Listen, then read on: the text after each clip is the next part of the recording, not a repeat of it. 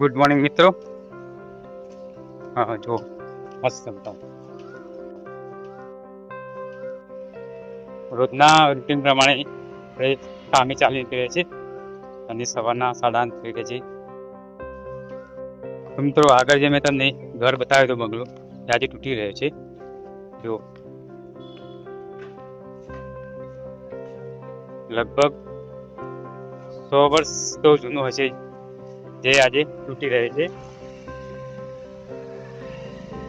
તોડવાની શરૂઆત થઈ રહી છે. જો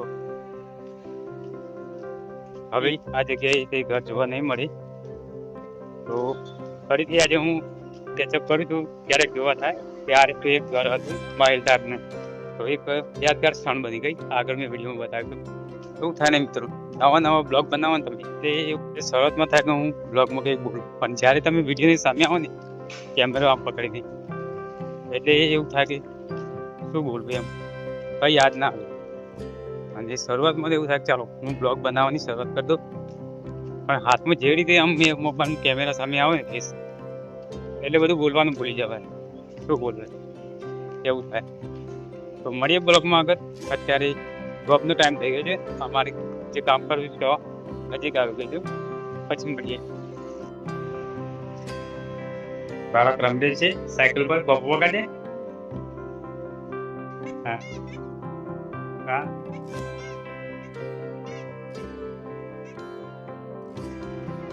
અહીંયા મિત્રો સ્મશાન ભૂમિ બની રહી છે. પહેલાં પણ અહીંયા સ્મશાન ભૂમિ હતું જ, પણ હવે નવું બની રહ્યું છે, નવીનતમ ઇલેક્ટ્રિક સગવડવાળું, ઇલેક્ટ્રિક સિસ્ટમવાળું.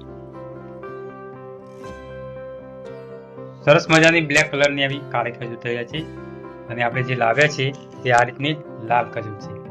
તો થોડા દિવસ પડી ગયા અંદર ફ્રીજમાં, એટલે એનો કલર આવો બ્લેક થઈ ગયો અને ખાવામાં પણ સરસ મીઠી લાગે છે. જુઓ એની આવી બ્લેક થઈ જાય છે મૂકી રાખો એટલે, બાકી ખાવામાં જોરદાર ટેસ્ટી લાગે છે.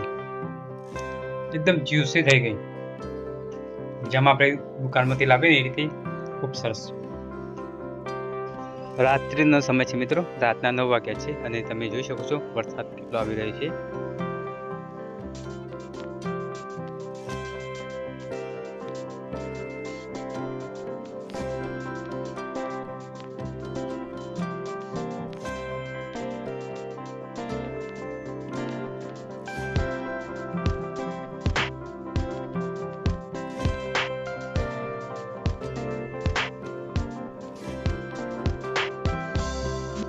રાતના 9:30 થયા છે મિત્રો, અને સરસ મજાનો એવો વરસાદ આવી ગયો.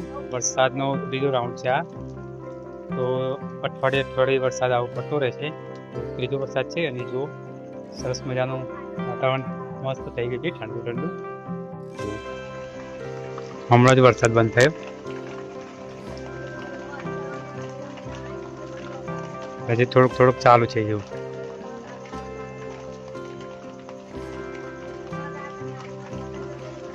તો ચાલો હવે આ સુંદર રાત સાથે ગુડ નાઇટ. મળીએ હવે આવતીકાલે સવારે સીધા એક નવી શરૂઆત સાથે. મળીએ સવારે નવા બ્લોગમાં. તો સુધી રજા લઈએ.